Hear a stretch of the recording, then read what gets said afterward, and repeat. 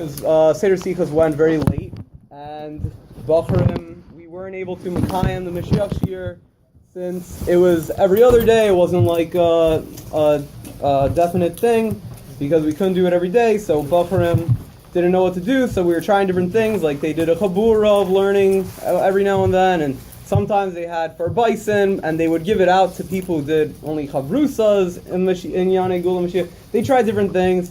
Finally, I'm trying to bring it back. So when they started doing that, like they were saying, oh, we'll give out for bison to whoever learns in Yanei Geulah Mashiach.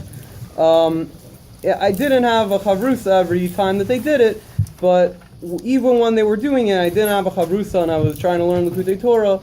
I started this thing that I would, every time it came up in Likkutei Torah, it says La'asi Lavo, I'd underline it. So that I would be Yotzi learning in Yanei Geulah Mashiach for that day. So since I did that, I was like, okay, so since we're starting back Mashiach Shir, I'm going to go back and I'm going to do Chazara on all the Yanei Geulah Mashiach that are in the beginning of Likkutei Torah. So I prepared a few of them, and Baruch Hashem, they're very interesting. So without further ado, it says that in the time of Mashiach, it says in Aleinu, B'yom ha'u, right? B'yom ha'u yiyeh Hashem echad u'shemo echad, right? So it says V'haya Hashem, it says V'haya first, right?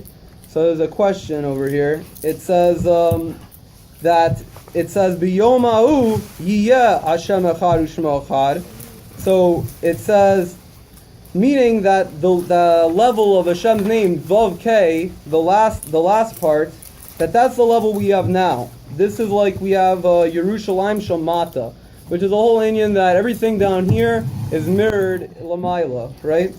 So it's really a level that we're going to experience, that we're going to have Yud K, that in time of Mashiach, Lasi Lavo, we're going to have the Madriga of Yud K down here. We're going to have that higher level down here instead of having the Vav K down here.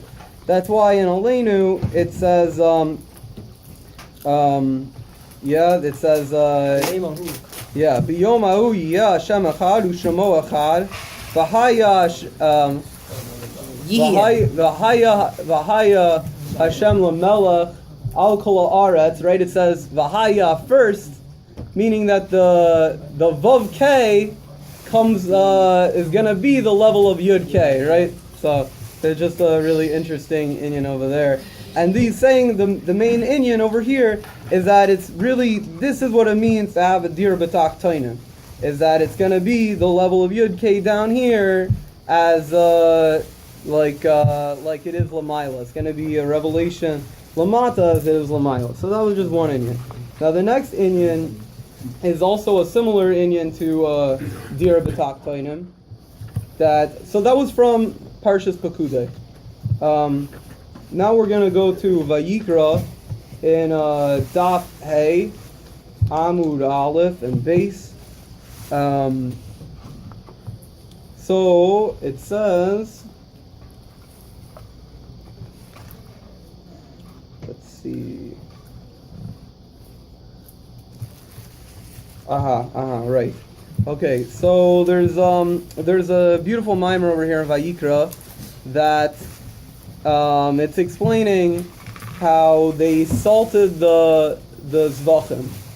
So there's a whole idea over here that what is salt and what is like the zvachim. So there's a beer. Really, this is one of the shorter maimarim of the Alter Rebbe in Likkutei Torah. This mimer, lo tashbis melach. It's only one column. It's like a famous mimer, I guess, so to speak. It's the last mimer of Vayikra of the Alter Rebbe, and the Tzemach Tzedek has like a big beer on it, a really big beer, because if you were to just read it once, you wouldn't understand what's going on. So the Tzemach Tzedek explains over there that melach has no taste, but when you put salt onto something, it gives it a taste. So it's melach by itself has no taste, but when you put it onto something, it gives it taste. So this is the idea that when you salt the zvachim, when you salt the sacrifice, it says that you have to give zvachim, but they have to be salted, right? So for sure I could understand, I give a sacrifice to Hashem, it's pleasing to Hashem, right? But why do I have to salt it? What's this whole inyan of salting it? Because it gives taste. It means it makes like a reach nichoach to Hashem, right? This is so what does all this mean? What is it representing? So the Tzemach Tzedek says in his beer that the melach represents mikra. So he has a whole pilpul about should we learn Kabbalah or should we not? Because if I'm going to sit and learn Kabbalah that I'm not going to understand, the question is, am I yotzi the mitzvah's Talmud Torah, right? The interesting question, right? So he explains over here that it would be better to learn Nigla if you can understand it, because you're understanding the Chachma of Hashem. So he says, he goes over there and he brings down, he says the Kabbalah is in Atzilus, and the Gemara is in Bria, and the Mishnah is in Yetzirah, and the Mikra is in Asiyah, right? Nach, mainly Nach, right? Torah Shabiksav. So for sure we know, Al Pi Halacha, that if you learn Torah Shabiksav, you're Yotzi Talmud Torah. But so there's a shaila, even if you don't understand Torah Shabiksav and you still say Psukim, you're Yotzi Talmud Torah, the mitzvah. But if you don't understand the Kabbalah, so there's a shaila.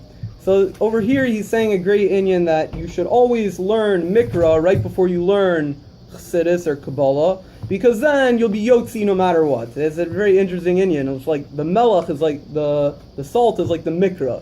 That gives like the tam, it gives the taste to the Chassidus. That maybe if you're not going to understand it, fine, you're still Yotzi Talmud Torah. So what's the inyan Geulah Mashiach over here? He says that we know that La'asid Lavo is going to be that the whole entire Seder Shtalshel is going to be flipped on its head. That really down here, it's going to be Atzilus, and then it's going to go in upper order. So like Lamaila is going to be like Asiyah. So down here is going to be Atzilus, meaning that every time you're going to sit to learn Kabbalah, you're going to automatically understand it, and you'll for sure be Yotzi Talmud Torah, because by then everything's going to be so begiloi that everyone, even a child, is going to understand the highest Kabbalah. So that's one inyan from over there. And I guess like we're running out of time. I don't know. Is it you guys are enjoying it? It's Geshmak Inyana? Yeah. Okay. So I prepared this one. It's a little more intense, and hopefully I'll be zeicha to like say it in as people can understand. So that was from Parshas Vayikra. Fine. So then there's a very interesting inyan in a sort of like a running inyan in the Maimarim of Parshas Sav. So this one is Parshas Sav, Daf Yud, Amud Aleph. So we'll start with presenting the inyan of Mashiach, what's going to be in the time of Mashiach, and then we'll explain sort of what's going on over here. It's still like kind of sort of makif to me, but hopefully you guys will get something from it, and we'll dive into Hashem that it'll be begilah when we understand it a little more. It says La'asid Lavo Hanar Liyois B'Vchinas Ben Meya. A child is going to be like a person who's 100 years old. Okay, so this is crazy. What does this mean? So over here we have a question that what is Chachma and Bina? What is like acquiring Chachma and Bina? Because we know the whole inyan of age is that a wise person, an older person, he has Chachma and Bina. He has acquired Chachma and Bina. So we have here the lashon is Kana Chachma Kana Bina, and we know that the word Kana Kuf Nun Hey is gematria Yesh, and Yesh is half of the gematria of Keser, which is 620. Okay, so we know that Chachma and Bina, that acquiring this inyan of acquiring Chachma and Bina represents half of Keser. So over here he's explaining a crazy concept. So Kana's half of Yesh, no? what? Kana's half of Yesh, no? Twice, Kana. Just twice. Yeah, it's right. It says twice. Okay, so, and Yesh is half of Keser, right? So from this we know that there's a Chochmah and Bina in the top half of Keser, and a Chochmah and Bina in the lower half of Keser. So when it says that the child will be like a person of 100 years old in the time of Mashiach, of his acquiring of Chochmah and Bina, it means that it comes from the higher level Chochmah, the higher level part of Keser. Right now, the revelation that we're experiencing is the lower level Keser, because the whole inyan of Keser is that it's the mamutza between Ein Sof and the created beings. And the lower half of Keser is where it's the source, he said, the shoirish of the roish of the created beings. There's a source of your head. Because like we know that from the head comes everything, seichel, midos, the nefesh is mispasha from the head. And the upper level of Keser, as we have it now, is how the ha'ara of Ein Sof is coming into the world, right? And somewhere in the middle they meet, and it's a total mamutza to give over the chayas of the whole entire world from Hashem. Okay, but la'asi lavoi is going to be the upper half of Keser, is going to be the main revelation, right? So that means that a child will be able to acquire Chochmah and Bina on a totally much higher level. And what much higher level is that? The level of Me'oid. What is Me'oid? The letters Me'oid is the same letters of Adam. What is Adam? Adam is remez to Ak, to Adam Kaf. So what is this level of Nar? This level, one level is Yosef, which is a Kabbalah, and one level is the level of Yehoshua, also a Kabbalah of different, like a Messiah of how like we're understanding the Alter Rebbe, I guess it's Tzemach is understanding the Kabbalah. And what's a Nar? It's the two Nar are the sun and the moon. So it says that the time of Mashiach is going to be that the light of the moon is going to be like the light of the sun, and you have this perfect revelation of the higher level of Keser. So that's just a shtick. Yeah. So.